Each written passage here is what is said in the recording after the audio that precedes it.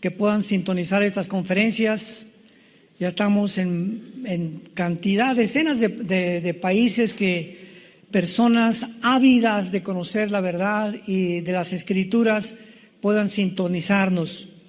Y vamos a compartir un mensaje titulado La profanación del templo judío. La profanación del templo judío.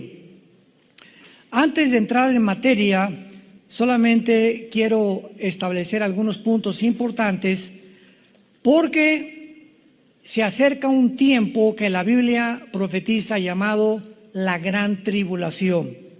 Mateo 24, 21. Porque habrá tribulación como nunca antes la ha habido, dijo Jesucristo. Estas son palabras del Señor Jesucristo. Porque habrá tribulación como nunca antes en la historia ha habido. Así que no se va a comparar con ninguna revolución del pasado, ni con una golpe de Estado, ni con guerras pasadas. No se va a comparar ni con peste, ni con la peste bubónica, ni con el cólera, ni con ninguna cosa que el ser humano haya experimentado antes.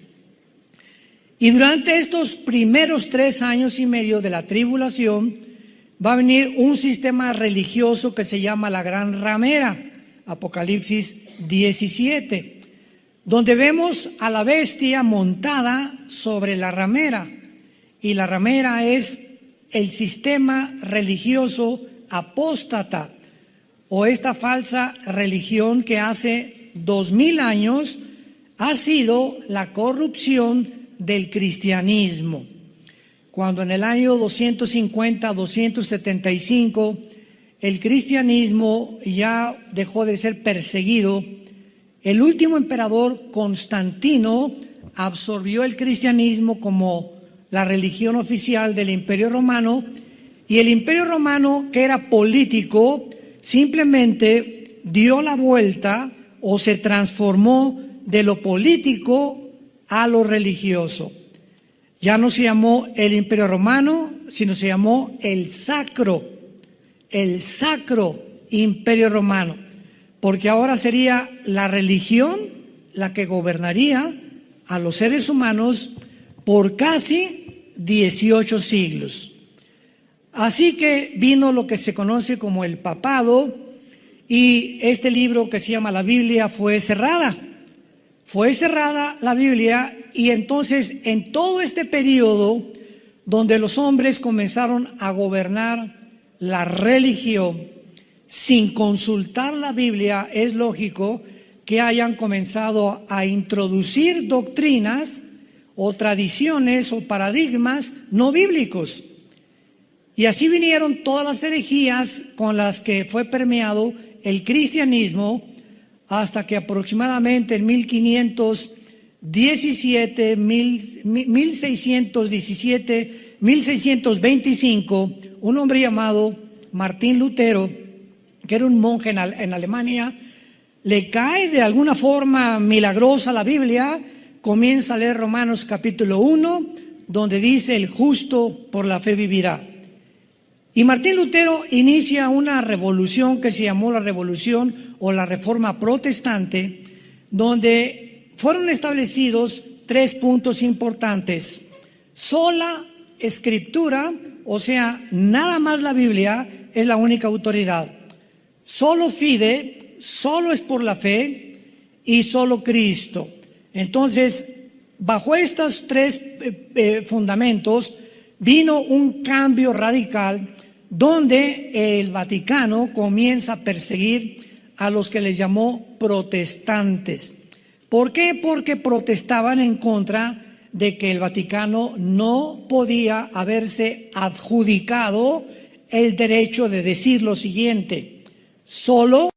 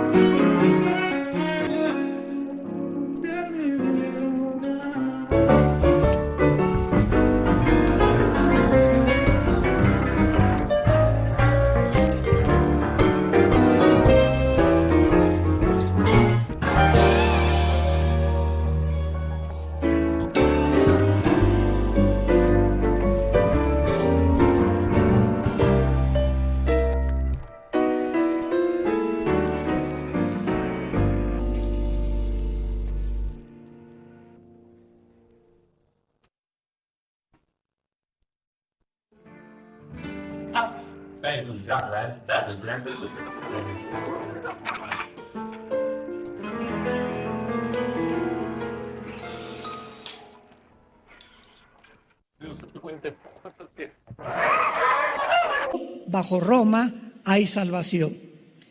Y el que no aceptara que era Roma, no la Biblia, no Cristo, no la fe, sino la institución religiosa era la que salvaba al ser humano, entonces iniciaron lo que se conoció como la Inquisición, por el señor Torquemada, un español que nombró un papa para que mandara torturar, matar y expropiar sus propiedades a toda la persona que no aceptara que Roma salvaba. Posteriormente vinieron las cruzadas, donde mandaron a Ignacio de Loyola, un soldado del Vaticano, y se pintaron aquí una cruz. Hay muchas películas de esto, y los mandaron a Jerusalén a matar a los musulmanes y a los que no, y judíos que no aceptaran, ¿verdad? Y a sacarlos de Jerusalén para que Roma se posesionara de la ciudad de Jerusalén. Y escuchen esto, hasta 1960.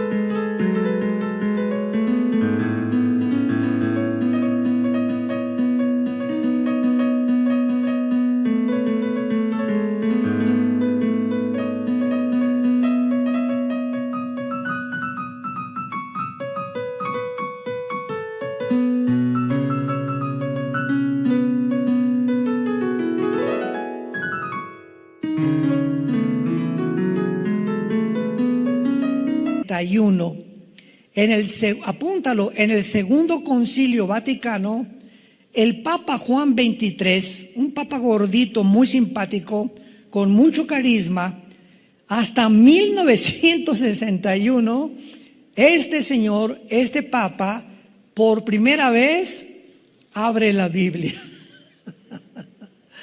Abre la Biblia, y cuando la comienza a abrir, comienza a respirar, comienza a darse cuenta y dice: Dios mío santo, ¿cómo es posible que hemos estado enseñando tantas cosas que no están en la Biblia? Y el Papa Juan XXIII fue el primer, podríamos llamar, reformador de Roma, porque él prohíbe que ya no se diga las misas en latín. Pregúntale a tus abuelos o a tus padres antes de los 60, ¿verdad? Yo me acuerdo de niño, estaba chiquito, 4 o 5 años, pero me acuerdo que nos entrenaron después para ser acólitos. Mi hermano Alejandro y yo fuimos educados en colegios lasallistas. Yo estuve en colegio salesiano de Saltillo, me corrieron a los 6 meses porque era un buscapleitos de primera. Y todas estas cosas que nos enseñaron era latín. Entonces los acólitos o monaguillos, en aquel tiempo entraba el cura a levantar el cáliz, y nosotros, uno en cada esquina, teníamos que oír lo que decía en latín y contestarle los monaguillos. Para eso eran los acólitos, contestarle al cura lo que él estaba diciendo. Entonces cuando el cura entraba y decía: introibo al altare Dei, o sea, me introduzco al altar de Dios, porque él estaba diciendo que estaba entrando al lugar santísimo. Teníamos que contar Adeam Collectifica Juventutem Meam en latín. Todavía me acuerdo de estas contestaciones en latino. Y después pasó el tiempo y entonces quitaron el latín, mandó quitar los santos. Hay muchas iglesias que, aunque no los quitan, pero ni de chiste, en la mayoría, que comenzaron a permitir la música dentro. Y además lo más grande fue que por fin Roma, después de casi 2000 años, permite que el pueblo lea la Biblia. Se permitió la lectura de la Biblia al populus. Y gracias a Dios que desde los 60, 70 hay cantidad de católicos ya. Mi abuela fue una de ellas, mi mamá también, que murió hace poco, de 93 años. Mi abuela de 98 murió, materna. Comenzaron a leer la Biblia, se les cayeron las vendas de muchas cosas, comenzaron a preguntar, oye, y explícame esto y explícame aquello. Y vino una revolución tremenda y ahorita hay tal vez miles o millones de católicos que han conocido a Cristo como su Salvador, leyendo las Escrituras. Y desde luego que la mayor parte de los católicos que han comenzado a leer la Biblia, si realmente han aceptado a Cristo como su Salvador, tarde o temprano tienen que salirse de esa ideología, de esa institución. ¿Por qué? ¿Verdad? Porque el Espíritu Santo vino a iluminar nuestra mente y mostrarnos la verdad. Entonces, ¿qué fue lo que sucedió? Que el anticristo va a establecer un templo después de los primeros 3 años y medio, porque los primeros 3 años y medio va a ser un papa, el director del sistema religioso apóstata. Y una de las cosas más interesantes que han pasado en estos últimos meses, yo estoy asombrado de todo lo que está pasando. ¿Supieron ustedes que el Papa Francisco fue a Irak? Bueno, ustedes saben que en Irak, en el área de Irak o en la Mesopotamia, estoy hablando de Irak, Siria e Israel, se inició la civilización. Desemboca en el Golfo Pérsico. Entonces, cuando encontramos en el Apocalipsis el río Éufrates se secó para que pasaran los reyes del oriente, en el Antiguo Testamento, y Babilonia cayó junto al río Éufrates, nos damos cuenta que la palabra Babilonia está atribuida actualmente a la nación de Irak. Y que la Biblia dice en Zacarías capítulo 5, versículo del 5 al 11, que en los últimos tiempos va a ser levantado un templo en Irak. Y Jeremías 50-51 habla claramente que Irak se convertirá en un imán para que las naciones lo ataquen. Y la Biblia dice claramente que en la ciudad de Irak serán los cuarteles generales del anticristo. ¿Me escucharon? En Irak se establecerán los cuarteles generales del anticristo y además estarán en Irak o en Babilonia el centro comercial más grande del mundo y de las finanzas. Wall Street de Nueva York se cambiará al Medio Oriente. Y allí estará el falso profeta gobernando la economía e imponiendo a los seres humanos la marca del 666 o la marca del anticristo. Y ahora que leo que el Papa fue a Irak, digo, Dios mío santo, ¿con qué velocidad las profecías se están precipitando? ¿A qué fue? Bueno, ya leyendo, ¿verdad? Dice que él fue a unir a las religiones y a juntarse con el archimandrita griego y a juntarse con los directivos de otras religiones, musulmanes, etcétera, etcétera.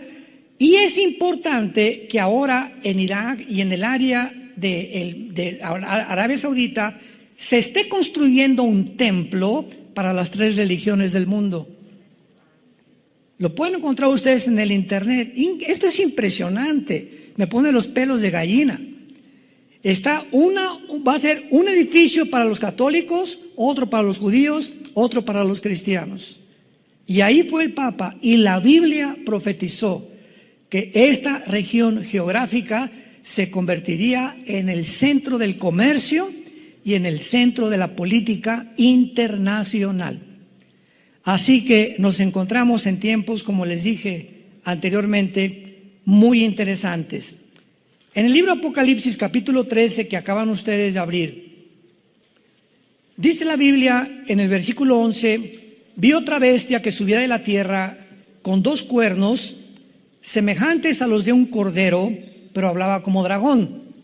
Muchos han atribuido esta segunda bestia o el falso profeta al Papa, pero no es así, porque esta bestia que es el falso profeta, y el anticristo. Si leemos bien Apocalipsis y Daniel, encontramos que solamente se les otorgó, se les permitió 3 años y medio para gobernar el mundo. Nada más. Y el falso profeta y el anticristo, al terminar la gran tribulación, o los últimos 3 años de la tribulación, los dos van a ser arrojados al lago de fuego. Así que no puede el falso profeta ser el jefe del sistema religioso de la gran ramera. El sistema religioso, Apocalipsis 17, es Roma. Va a ser la ciudad del Vaticano, que es la única religión en el mundo que tiene un banco, que tiene leyes, que es independiente del gobierno de Italia, que tiene su propia policía y que además tiene un lugar en las Naciones Unidas. Ninguna otra religión tiene un asiento en las Naciones Unidas, porque el Vaticano está considerado un Estado político y una religión. ¿Ven ustedes la mezcla? La política con la religión. Y siempre tiene que haber la separación del Estado de la Iglesia. Roma violó esto y juntó la política con la religión. Y durante 18 siglos gobernó Europa, los papas, nadie se casaba, nadie podía comprar, nadie podía hacer nada, ni los príncipes de Holanda, ni de Inglaterra, ni de España podían hacer nada sin el permiso del Papa. Ahora bien, este falso profeta, entonces, vamos al libro de Daniel, capítulo 9, y veamos que el anticristo va a hacer un pacto con el pueblo de Israel, que es donde nos vamos a adentrar en esta mañana, y vamos a ver todo lo que el anticristo va a hacer de una forma bastante resumida. Dice Daniel 9, versículo 27, está hablando del anticristo o del príncipe que en el versículo 26 ha de venir. Por otra semana, esta palabra semana, Shavuot, es de 7 años, que son los 7 años de la tribulación. Por eso se le llama la semana 70 de Daniel, porque esta semana falta de completar los 490 años de las 70 semanas que en el versículo 24 se le prometieron o profetizaron a Daniel. Por otra semana, o sea, está hablando del anticristo, o por 7 años, confirmará el pacto con muchos, y a la mitad de la semana, o sea, a los 3 años y medio, ¿me van siguiendo? A la mitad de la semana, la mitad de 7 es 3 y medio. Hará cesar el sacrificio y la ofrenda. Después, con la muchedumbre de las abominaciones, vendrá el Shamem, en el hebreo, que se tradujo el desolador, o el devastador, o el destructor, hasta que venga la consumación y lo que está determinado se derrame sobre el desolador. Durante este tiempo el anticristo entonces va a entrar al templo judío hasta los 3 años y medio o a la mitad de la tribulación. Los primeros 3 años de la tribulación no le corresponden al anticristo. Él estará como un espectador o teniendo relaciones con el Vaticano, pero el Vaticano impondrá un sistema o una religión el ecumenismo se llama, de unir a todos, musulmanes, hindúes, católicos, protestantes, apóstatas, etcétera, etcétera, bajo una sola bandera. Esto lo inició el Papa Juan Pablo II, cuando en los 90s fue a la ciudad de Isis, ahí en Italia, y ahí el Papa juntó a brujos, juntó a archimandritas, juntó a musulmanes, juntó a hindúes, juntó a todos los líderes que pudo juntar para orar juntos por la paz del mundo, bajo esa bandera. Vamos todas las religiones a orar por el mundo entero. Se oye muy bonito, ¿verdad? Y se oye muy loable, y se oye también, ¿verdad? Cualquiera podría decir, bueno, pues esto es algo, ¿verdad?, que necesitamos hacer. Pero la pregunta es que la Biblia dice, ¿podrán dos juntos caminar si no estuvieran de acuerdo? ¿Le estamos orando al mismo Dios? ¿Cómo puedo yo orar con un musulmán cuando él le ora a Alá? Y él me puede decir, amén. Cuando mi Dios es el Dios de la Biblia, el Dios de ese es Mahoma o Alá. ¿Cómo puedo orar con un hindú cuando tienen 7 millones de dioses?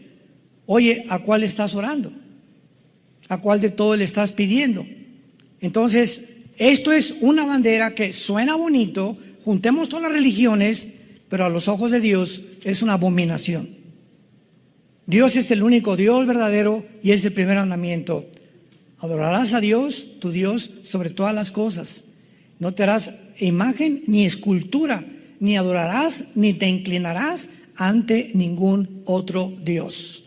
Cuando venimos a la Biblia, venimos al único Dios, y ese Dios es un Dios celoso, en el sentido que nos dice desde ahora, deja tus ídolos. Deja todo aquello que tú considerabas que podías juntarlo, porque yo soy el único Dios verdadero y quiero que me conozcas, que me sirvas y que me adores en espíritu y en verdad.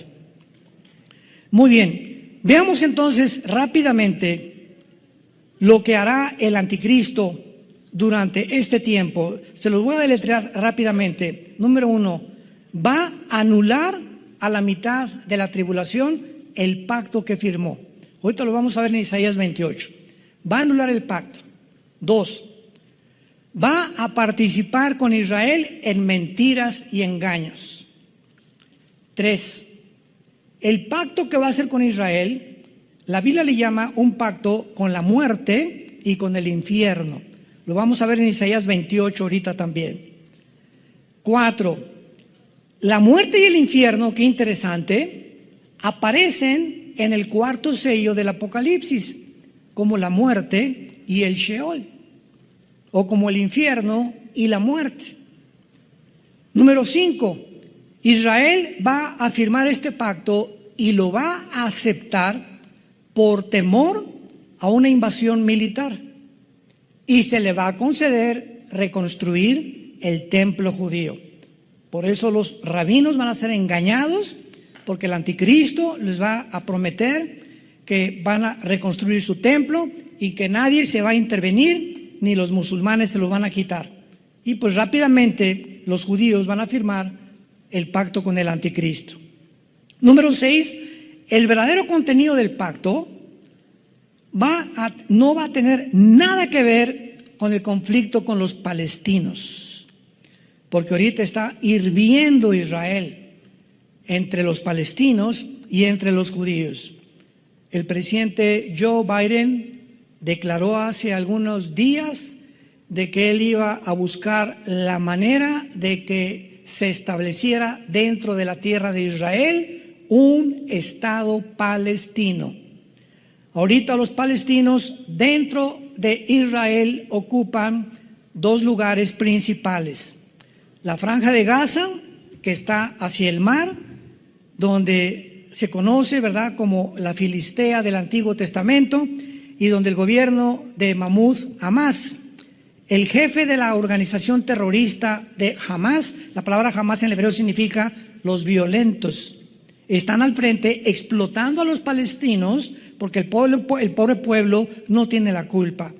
Y cuando bombardean y lanzan cohetes a Israel, no son los palestinos, son el grupo terrorista de Hamas, dirigido por Mahmoud Abbas, y se esconden en los hospitales y en las escuelas para decir, no, los judíos nos contestaron el fuego y nos destruyeron los hospitales y las escuelas. Cuando usan de escudos a los niños y a los enfermos y a los médicos para justificar sus crímenes. Entonces ahorita toda la Franja de Gaza está ocupada por un grupo terrorista y por el pueblo palestino que está sufriendo lo que este grupo está haciendo. Y también dentro de Israel está lo que se conoce como Judea, que es la zona donde está la ciudad de Jericó. Y ahí están los palestinos controlando Belén, donde nació Jesús, ahí están ellos, y Jericó. Y es interesante lo que vamos a ver más adelante. Pero ahora quieren que un estado sea y repartan a Israel, a Jerusalén la mitad. Ahorita tienen el templo oriental nada más los judíos, pero quieren los palestinos toda la tierra de Israel. Porque el que fundó la Organización para la Liberación de la Palestina, en 1972, Yasser Arafat, que mató a todos los atletas en 1972 en Múnich, en Alemania. ¿Se acuerdan ustedes? Hay películas de esto. Mandó matar a todos, los secuestraron de la Vía Olímpica, los mataron en un helicóptero con una granada, cuando los iban, se los querían ya llevar a su tierra. Y entonces Golda Meir, la primer ministro en aquel tiempo, inició la persecución y a todos los que mataron a los atletas se los fusilaron, ¿verdad? Y los eliminó el Mossad, que es la agencia secreta del gobierno de Israel. En séptimo lugar, el verdadero contenido del pacto probablemente tenga que ver con el deseo, repito, de edificar el templo. Porque los judíos, imagínense, ahorita el templo, ¿dónde está?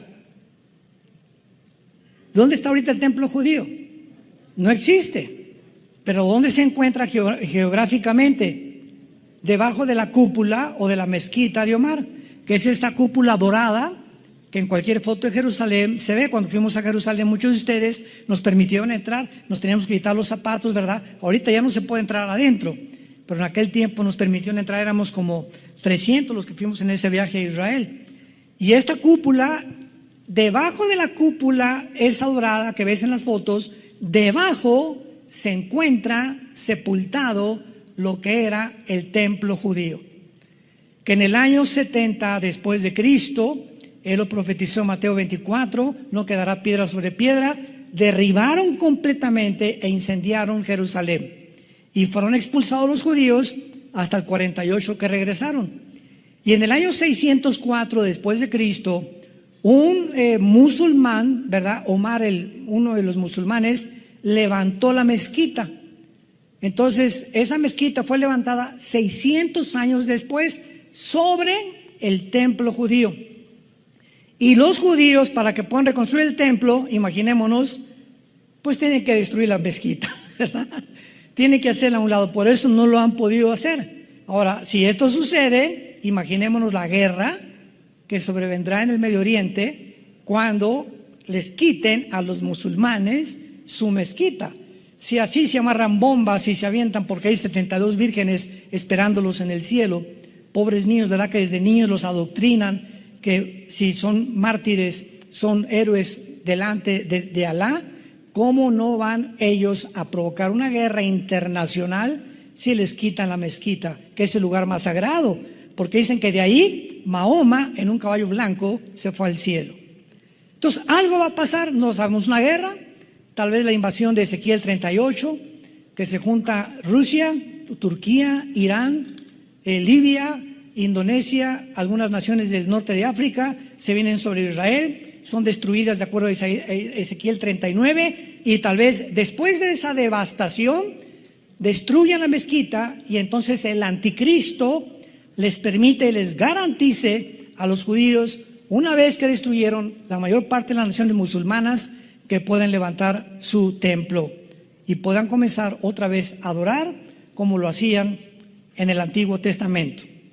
Ahora, muy bien, vamos a hacer alguna especulación con la agenda del anticristo. Repito, es una especulación que podemos imaginarnos lo que puede suceder, porque mientras en Apocalipsis 11 los dos testigos se han muerto, ¿se acuerdan? Que la bestia que sube del abismo, que es el anticristo, los va a matar. Mientras maten a los dos testigos, el anticristo tal vez por televisión estará viendo, ¿verdad?, dando a conocer a todos sus actividades del templo judío, porque los dos testigos serán muertos en la segunda parte de la tribulación. Y veamos a continuación, especulando un poco, las posibles actividades que el anticristo hará en la ciudad de Jerusalén. Vamos a escoger el viernes como su punto inicial y les explico por qué. viernes. Ahí está el anticristo, no sabemos si en un hotel o en su casa, viendo los cadáveres de los 2 testigos en Jerusalén, en la misma plaza. Viernes en la noche, el anticristo regresa a su hotel, prende la televisión y observa la manera como el mundo se regocija y se mandan regalos porque mataron a los 2 testigos. El sábado, el anticristo, porque tiene que ser sábado, entra al templo y lo profana, exaltándose como un dios, mientras los 2 testigos continúan muertos en la plaza de Jerusalén. El sábado en la noche, el anticristo tal vez regresa a su hotel, prende la televisión para ver la reacción del mundo cuando él entra al templo, porque lo van a seguir cámaras de televisión, y él entra al lugar santísimo y ahí ponen una imagen que el falso profeta le va a dar vida. Esto se encuentra en Apocalipsis 13. El falso profeta le va a dar vida. Y esta palabra vida es neuma en el griego, que es espíritu. A ver, ¿cómo podía esto suceder? Muy fácil. Va a ser un demonio, un espíritu. Va a hacer una imagen tipo holograma. De esto hablamos en la última conferencia. Y le pondrá el falso profeta a la imagen para que la imagen hable. Y la imagen pida que sea adorada. Y el mundo va a estar maravillado, porque cuando el mundo es sorprendido y asombrado por cosas que van allá, más allá de la realidad o de la normalidad, que se llaman milagros, el mundo está dispuesto a adorar a un buñuelo que apareció la Virgen en un árbol, o a un santito que le sale sangre. El mundo se hinca inmediatamente ante cualquier cosa que vaya más allá de lo normal, lo atribuyen a Dios, cuando la Biblia dice que no todo lo sobrenatural es de Dios.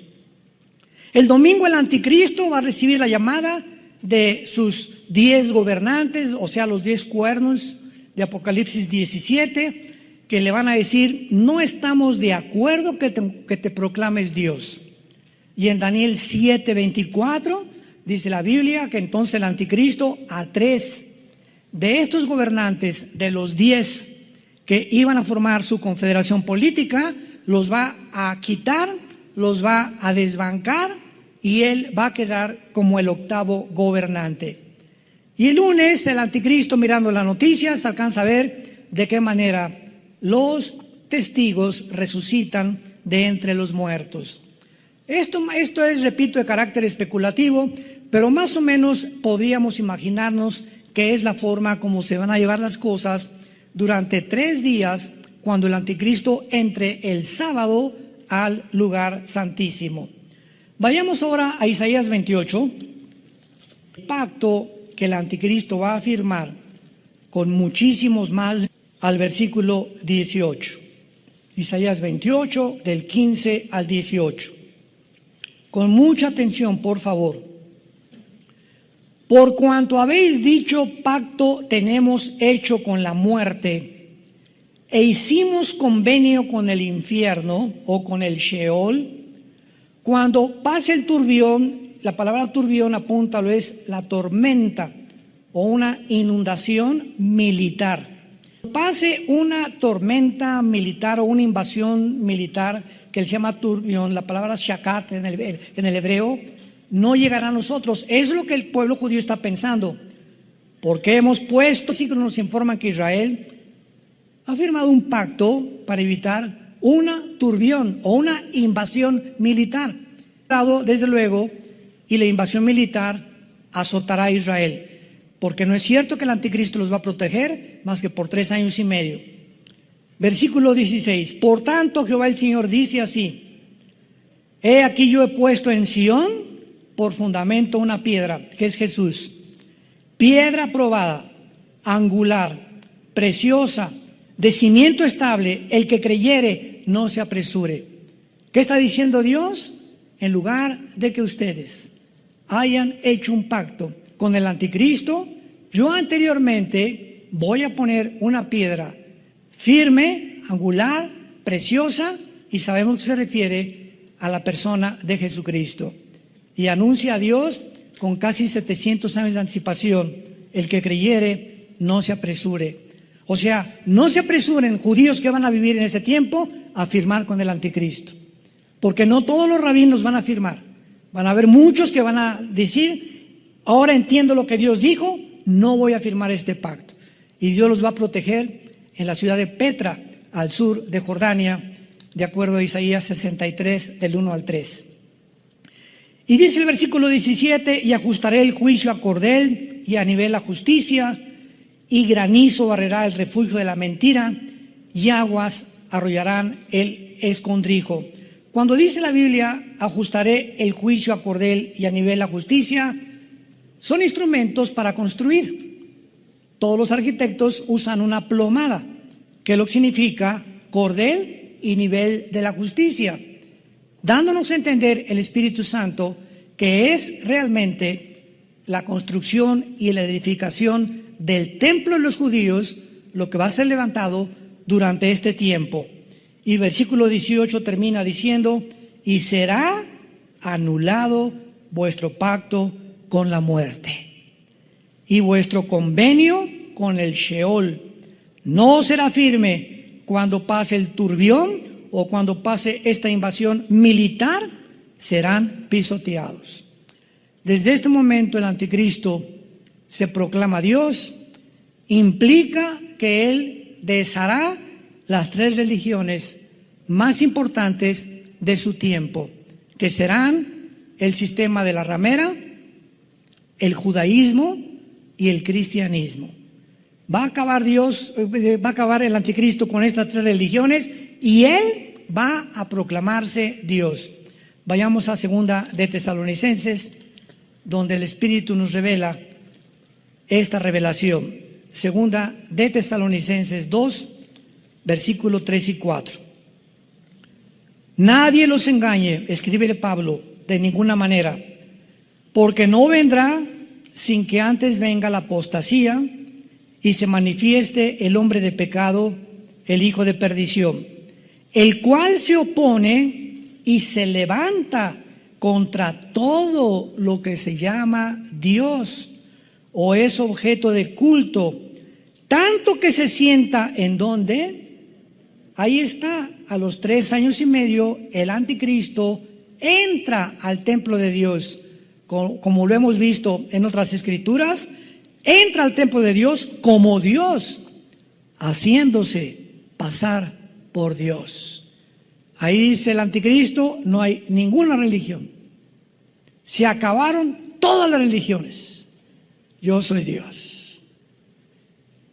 Y él repite y consuma y termina y finaliza la mentira del huerto del Edén.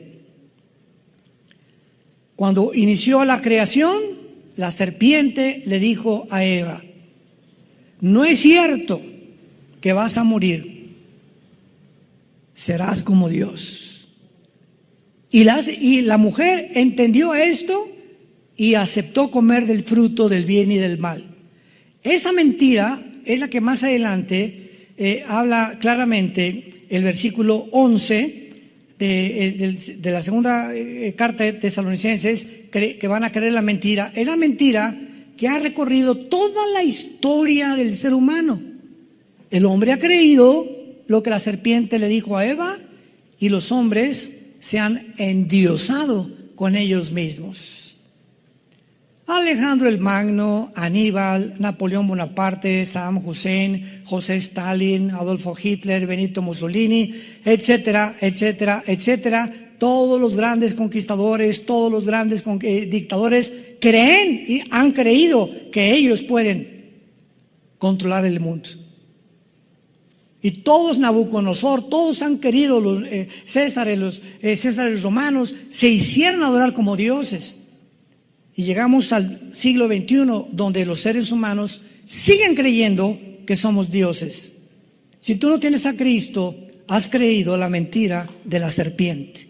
¿Por qué? Porque has creído que tú puedes hacer tus 10 mandamientos. Yo no necesito los 10 mandamientos de Dios. Yo no necesito el código moral de Dios. Yo no necesito los principios de ética de Dios. Yo puedo hacer y determinar lo que es bueno y lo que es malo. Lo que yo hago nadie puede decir, yo sé que yo estoy bien, y comienzas a convertirte en un Dios. Esta es la razón por la cual el ateísmo es insostenible filosóficamente. Porque si tú vienes y me dices, pues yo soy ateo, yo te contesto, bueno, me estás diciendo que no crees en ningún Dios, ¿verdad? Es una contradicción filosófica, porque al decirme no creo en Dios, me estás diciendo que tú eres Dios. Porque si no hay Dios, eres Dios para ti mismo.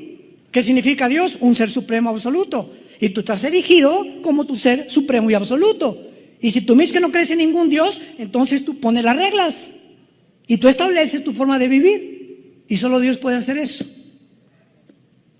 Cabeza de albóndiga. Como me dijo una vez mi abuelo cuando yo le dije que yo era ateo. Ahora veamos claramente algo que es muy importante, que es en el capítulo 24 de Mateo, uniendo esto a lo que hemos leído. El Señor Jesucristo, previendo lo que iba a pasar cuando el anticristo violara el pacto con los judíos y a los 3 años y medio se metiera e iniciara la persecución contra ellos. Vean lo que dice Mateo 24, versículo 15 en adelante, de las palabras de Jesús. Por tanto, cuando veáis en el lugar santo, o sea, en el lugar dentro del templo, ¿verdad? El Kodesh HaKodashim, o el lugar santísimo, así se dice en el hebreo, Kodesh HaKodashim, que es el lugar donde el sacerdote entraba una vez al año a ofrecer sacrificio. Cristo está diciéndoles, cuando vean en el lugar santo la abominación desoladora que habló, ¿quién? El profeta Daniel. El que lea entienda, o sea, la gente en el tiempo del anticristo podrán ser testigos cuando realice este acto abominable de entrar al templo, y desde luego la gente que esté dentro del templo. Y Jesús está refiriéndose, como lo vamos a ver más adelante, y esto nos pone los pelos de punta, como lo vamos a ver.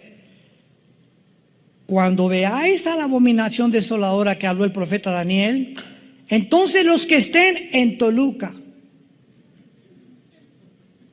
en Tlalnepantla, en México. ¿Por qué Cristo describe un lugar geográfico?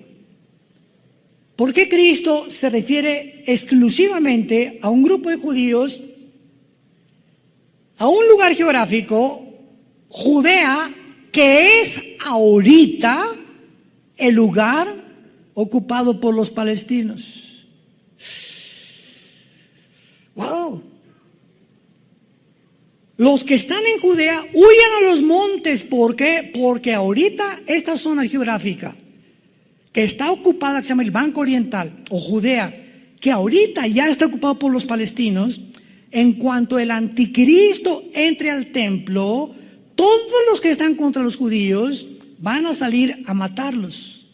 Ahorita los palestinos les dan chance a los judíos que viven en algunas kibbutz alrededor del Banco Oriental, que vivan ahí. Pero cuando el anticristo viola el templo, a los primeros que les dice, ustedes los están en Judea, píntense, salgan corriendo.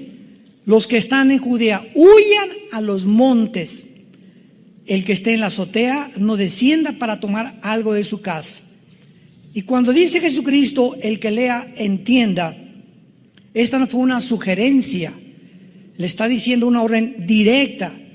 En otras palabras, debido a la importancia y a los detalles de este versículo, todo el que lea esto debe comprender que es urgente que no regresen a su casa ni por lo que hayan dejado, ni por el pasaporte, ni por nada. Cuando vean ustedes en la televisión, el anticristo entró al templo, salgan corriendo, porque los que no obedezcan les va a pasar lo que le pasó a la mujer de Lot cuando huyeron de Sodoma y de Gomorra. ¿Se acuerdan?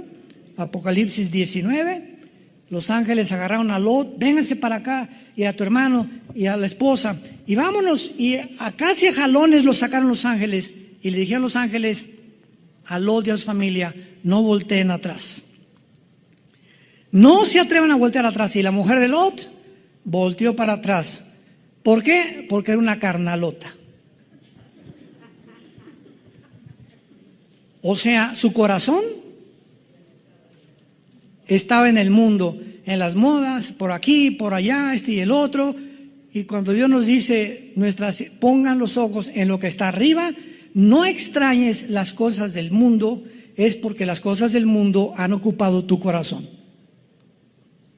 Y cuando dice, no voltees atrás, pero mi collar de oro, mis dólares, mis shakes, me esperas, voy por ellos. No regresen para nada, porque tu vida vale más que todo lo que puedas tú haber juntado en todo tu corazón.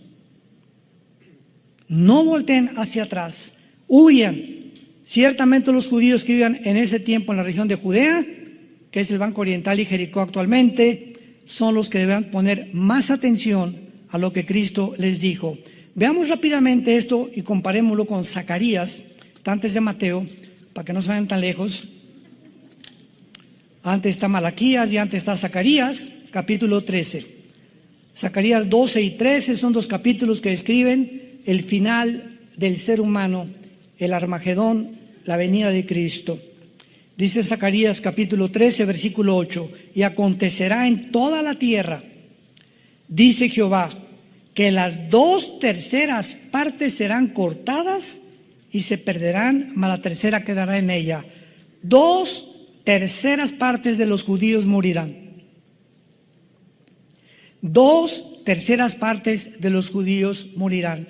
1/3 parte, que es el remanente fiel, los que aceptaron a Jesús como Yeshua Mashiach, como Jesús el Mesías, van a estar escondidos en Bosra, que es Petra. ¿Cuántos fueron a Petra con nosotros cuando fuimos allá hace 4 o 5 años? ¿Todos están? ¿Ninguno? ¿Dónde estaban, Bueno, Petra está al sur de Jordania, entras, y para entrar a Petra es como, ¿qué será? 2-3 metros de ancho más o menos, cabe una carreta nada más, y es como 1 kilómetro, nos bajan los camiones y tenemos que ir caminando como 1 kilómetro, porque no entra ningún carro, y de repente vas entre piedras así inmensas a tu alrededor, como si entramos como una cueva tremenda, y al llegar a Petra de repente volteas y te quedas paralizado al ver que es una ciudad construida en las piedras. Se considera una de las maravillas del mundo y está llena de árabes, de camellos, etcétera, etcétera. Y me acuerdo muy bien cuando llegamos ahí, porque Salem, nuestra hija, y Caleb montaron en camello. Todos los muchachos estaban chamacos, querían montar en camello. Y uno de los dueños del camello se acercó conmigo y me dijo: oiga, ¿en cuánto me vende su hija? Y le dije: no, mira, mi hija no está para... Dios solo sabe, Dios, que estoy hablando la verdad, esto es en serio. Le dije: no, y como yo me reí, me está bromeando. Me dice: le doy 50 camellos. Y le hablé a Marta, mi esposo, le dije: este cuate aquí no está diciendo que 50 camellos. Y le hablé al guía y me dijo: no le hagas caso, así son. Total, que le dije: no te doy ni aunque me dé lo que quieras. Pues no nos siguió. Comenzamos a caminar toda la ciudad de Petra, que está llena de arena por el desierto, y no nos siguió como 1 hora, y me alcanza y me dice: le doy 1000 camellos y le doy ovejas por la güerita que está arriba del camello. Me querían comprar a mi hija y ahora comprendí la cultura del Medio Oriente. Entonces, esa es la forma como ellos viven, ¿verdad? El trueque, y te dan cosa y te doy camellos y me vendes a tu hija, y cantidad de familias venden a sus hijas para tener 2 camellos, para tener más borregos, para tener más ovejas, para tener un poco más de dinero. Venden a sus hijos, a los mercaderes. Pero yo no lo vendía ni que me hubiera dado 1 millón de camellos, ¿verdad? Entonces, vemos aquí en Zacarías 13 que 2/3 partes serán cortadas y 1 se perderá. Y dice el capítulo 14 del libro de Zacarías, en el versículo 4, y está hablando no del rapto, Los que creen que el rapto y la segunda venida es lo mismo, van a abrir los ojos ahora. Acuérdense que en 1 Tesalonicenses 4, 16 y 17, 1 Corintios 15, 51 a 53, dice que vendrá en el aire y en el aire nos sacará y jamás tocará la tierra. Cuando vean el rapto, vean la segunda venida, se afirmarán sus pies en aquel día sobre el monte de los olivos. Cuando Jesús regrese con nosotros por segunda vez, ya estemos con Él en el cielo, va a tocar con sus pies el lugar donde lo crucificaron. Y que está enfrente de Jerusalén al oriente, y el monte de los olivos se partirá por en medio, hacia la derecha y a la izquierda, oriente y occidente, haciendo un valle muy grande, y la mitad del monte se apartará hacia el norte y la otra hacia el sur. Cuando venga Cristo con nosotros, pondrá sus pies, tocará el monte de los olivos y se hará una cruz. ¿Se imaginan ustedes? Donde Él murió crucificado, ahora esa cruz les recordará a todos los judíos y al mundo entero que Él era realmente el que murió hace 2000 años para pagar por tus pecados y por mis pecados. Y finalmente, y huirán al valle de los montes, porque llegará hasta Sal, huirán de la manera, y vendrá Jehová mi Dios, y con Él todos sus santos. Y esto lo corroboramos en Apocalipsis 19, vi al Verbo de Dios montado en un caballo blanco, bajando con todos aquellos que nosotros, antes de su segunda venida, vino por nosotros 7 años antes de la tribulación. La iglesia no puede atravesar la tribulación. Nos vamos antes con el Señor. Es muy diferente. El rapto no es la segunda venida. El rapto es la promesa y el misterio que dice Pablo en Corintios 15, que estaba escondido en el Antiguo Testamento.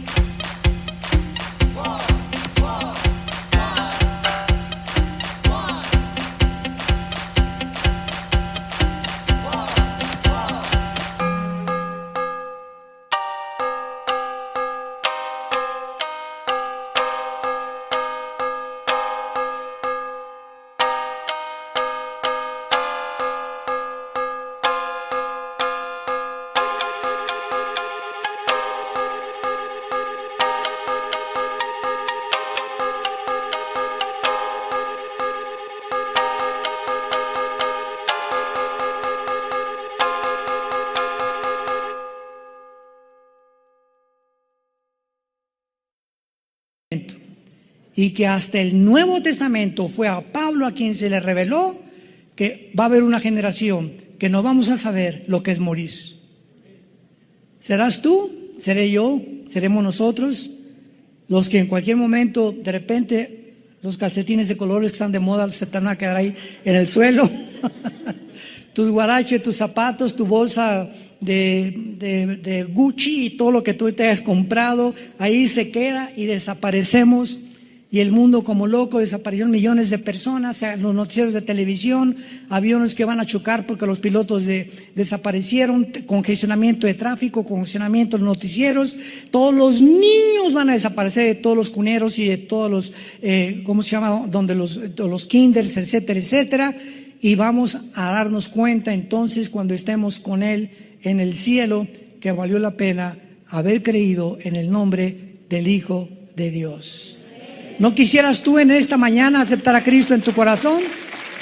Ante este panorama glorioso que la Biblia nos da, las profecías no son para asustarnos, son para prepararnos a encontrarnos con Él.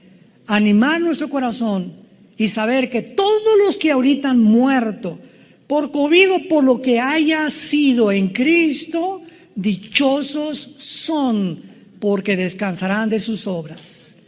Todos los que ahorita y los parientes que me oigan, que tú has tenido alguien que se ha muerto en Cristo, gózate y alégrate con el solo pensamiento que se encuentra en un lugar muchísimo mejor que Tlalnepantla. Pero muchísimo mejor. Ahora que se murió Luis Palau, yo trabajé con él 1 año y medio. Oí su mensaje que él dio antes de morir y no saben cómo me llegó, me traspasó en el alma. Palau dijo, ¿verdad? Estoy listo para que me vaya. Se murió de cáncer, tuvo como 2 años con el cáncer. Estoy contento, lástima que no nos vamos mi familia y yo en el mismo avión. Así dijo en su video, lo puedes ver en internet. Pero estoy gozoso porque me voy con el Señor y no tengo por qué estar triste porque ya en cualquier momento vienen por mí. Ese es un hombre de Dios. Ese es un hombre que puede morir como murió Pablo. Mi muerte y el coliseo romano me está esperando, pero he peleado la buena batalla, he echado mano de la vida eterna, por lo cual me está esperando la corona de justicia, la cual el Señor me dará y a todos los que amamos su venida. Padre, gracias por tu palabra. Gracias por la esperanza bienaventurada y la manifestación gloriosa de tu Santo Hijo Jesucristo. Bendito sea el Dios y Padre de Jesucristo, que nos ha hecho renacer para una esperanza viva por medio de su resurrección de entre los muertos. Y porque Él vive, nosotros también volveremos a vivir. Esta vida pasa como una niebla, donde crecimos como la flor del campo, florecimos en alguna época de nuestra vida y tenemos que marchitarnos al llegar a la 3ª, 4ª edad para volver otra vez a reunirnos con un cuerpo nuevo, glorificado, semejante al cuerpo de la gloria suya por toda la eternidad. Gracias por esta esperanza, Jesús, por haber vencido la muerte y haber traído esta esperanza, porque no somos animales, ni somos el resultado de una evolución fortuita ni accidental. Somos criaturas creadas a tu imagen y semejanza. Y gracias porque muy pronto tal vez más rápido de lo que nos imaginamos, vamos a estar contigo. Secará nuestras lágrimas, ya nunca volveremos a enfermarnos. Porque todas las cosas pasarán y todas las cosas serán hechas nuevas. Ven a Cristo en esta mañana, en esta tarde. Los que nos ven por la televisión, vengan a la cruz. Te invito a que vengas, a que te arrepientas de tus pecados, que le pidas perdón a Dios por tu vida y Él te va a perdonar, no importa lo que hayas hecho. En la sangre de Jesucristo hay perdón. Y si tú quieres invitar a Cristo en este momento a tu corazón, dile estas palabras. Díselo hoy que Él te ha hablado. y ha preparado tu vida para este momento tan especial. Te pido perdón por mi vida, Señor. Me arrepiento de todo lo que he hecho en mi pasado. Te pido que entres a mi corazón en este instante, porque creo que en esa cruz pagaste con tu sangre por mis pecados.